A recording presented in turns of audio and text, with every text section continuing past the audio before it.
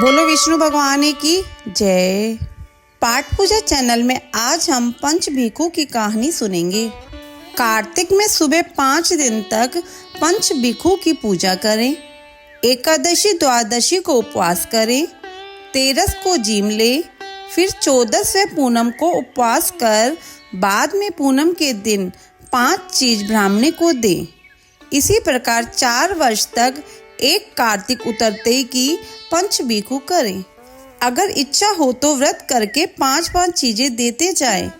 5 साल व्रत करके पूरा होने के बाद 5 जोड़ा जोड़ी से ब्राह्मण व ब्राह्मणियों को भोजन कराकर दक्षिणा दे। यदि इच्छा हो तो साड़ी रुपए रखकर सासू जी के पैर छूकर दे। चलिए सुनते हैं पंच भिखु की कहानी। एक साहूकार के बेटे की बहू थी जो बहुत सुबह उठकर कार्तिक के महीने में रोजाना गंगा जी नहाने जाती थी। प्राय पुरुष का मुंह नहीं देखती थी। एक राजा का लड़का था। जब भी गंगा जी नहाने जाता था तो सोचता था कि मैं इतनी सुबह नहाने आता हूँ तो भी मुझसे पहले कौन नहा लेता है। 5 दिन कार्तिक के रह गए। उस दिन साहूकार की बहू तो नहाकर जा रही थी और राजा का बेटा आ रहा था। खुड़का सुनकर वह जल्दी जल्दी जाने लगी तो उसकी माला मोचड़ी छूट गई। राजा का लड़का आया और सोचने लगा, जिसकी माला मोचड़ी इतनी सुंदर है वह खुद कितनी सुंदर होगी। सारी नगरी में राजा ने होला फिरा दिया कि जिसकी यह माला मोचड़ी है वो मेरे पास 5 रात आएगी। साहूकार के बेटे की बहू ने कहलवा दिया कि मैं 5 दिन आऊंगी, पर किसी को साख भरने बिठा देना। राजा ने गंगा जी पर बिछावन करके एक तोते को पिंजरे में टांग कर रख दिया। वह सुबह आई, पहली पैड़ी पर पैर रखा और बोली, हे कार्तिक के ठाकुर, राय दामोदर, 5 पांडु, छठे नारायण, भीखम राजा उस पापी को नींद आ जाए। राजा को नींद आ गई। वह नहा धोकर जाने लगी तो तोते से बोली, सुआ सुआ तेरे गल डालूंगी हीरा, मेरी साख भरियो वीरा।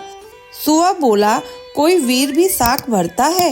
तो वह बोली, सुआ सुआ सुबह तेरे पग घालूंगी नेवर, साख भरियो मेरा देवर। सुआ ने कहा, अच्छा भाभी, मैं तेरी साख भरूंगा। वह तो कहकर चली गई। राजा हड़बड़ाकर उठा, सुआ से पूछा, सुआ सुआ वह आई थी, कैसी थी? सुआ बोला, आबा किसी बिजली, होली किसी झल, केला किसी कामिनी, गुलाब सा रंग। राजकुमार ने कहा, आज मैं अंगुली चीर कर बैठूंगा, फिर मुझे नींद नहीं आएगी। दूसरे दिन वह अंगुली चीर कर लेट गया। जब वह आई और भगवान से प्रार्थना करने लगी तो फौरन ही राजकुमार को नींद आ गई और वह नहाकर चली गई। राजकुमार ने उठकर तोते से पूछा तो तोते ने उसकी कई सारी बातें बता दी। तब राजकुमार बोला, मैं आंखों में मिर्च डालकर बैठूंगा, और रात को आंखों में मिर्च डालकर बैठ गया।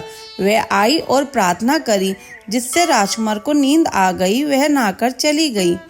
राजकुमार ने तोते से पूछा, क्या वह आई थी? तोते ने कहा, आई थी। राजकुमार ने कहा, आज तो मैं बिना बिस्तर के बैठूंगा, और वह रात को बिना बिस्तर के बैठ गया। जब वह नहाने आई तो उसने फिर भगवान से वही बात कही तो राजकुमार को नींद आ गई। जब वह नहाकर जाने लगी तो आंख बंद करके चली गई। राजकुमार ने उठकर देखा तो वह नहाकर चली गई।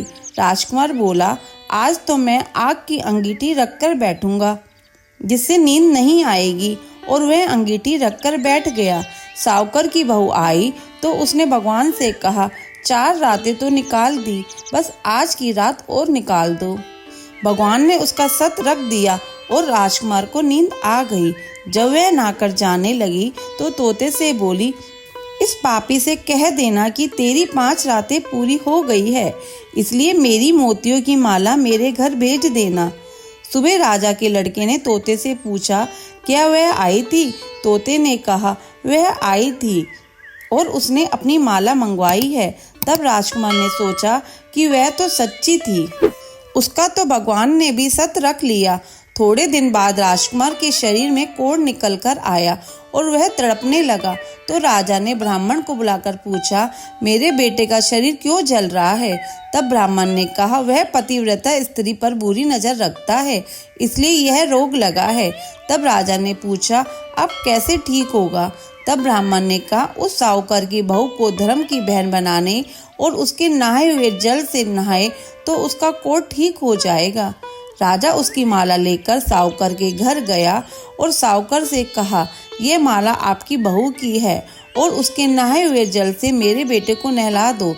साहूकार ने कहा, वह किसी पराये पुरुष का मुंह भी नहीं देखती। इस नाली के नीचे राजकुमार को बिठा देना, जब वह नहाएगी तो ऊपर से वह पानी गिर जाएगा। राजकुमार नाली के नीचे बैठ गया और नहाया तो उसकी चंदन जैसी काया हो गई। हे पंचभिखु देवता, जैसा साहूकार की बहू का सत रखा वैसा सबका रखना। कहते सुनते हुकारा भरते अपने सारे परिवार का सत रखना। पूनो नाही पड़वा नाही, 5 रतन 5 तीरथ 5 भीखम नाही। 1 टका मेरी गांठ में सुनियो रघुराई, आधे का लाई आंवला आधे की राई। राई दामोदर सांवला जिसने सृष्टि रचाई। राजा के घर उतरी पुत्री बन आई, राजा लाया ब्याह के रानी बन आई। 4 चक्कर 4 मक्कर 4 दिए की लो, मैं तुझसे पूछूं श्री कृष्ण जी कब निस्तारा होए? जब आएगा कार्तिक का महीना तब निस्तारा होए। कहानी संपूर्ण। अगर आपको ये कहानी अच्छी लगी हो तो इसे लाइक करके शेयर करें। चैनल पे नए हो तो सब्सक्राइब करें।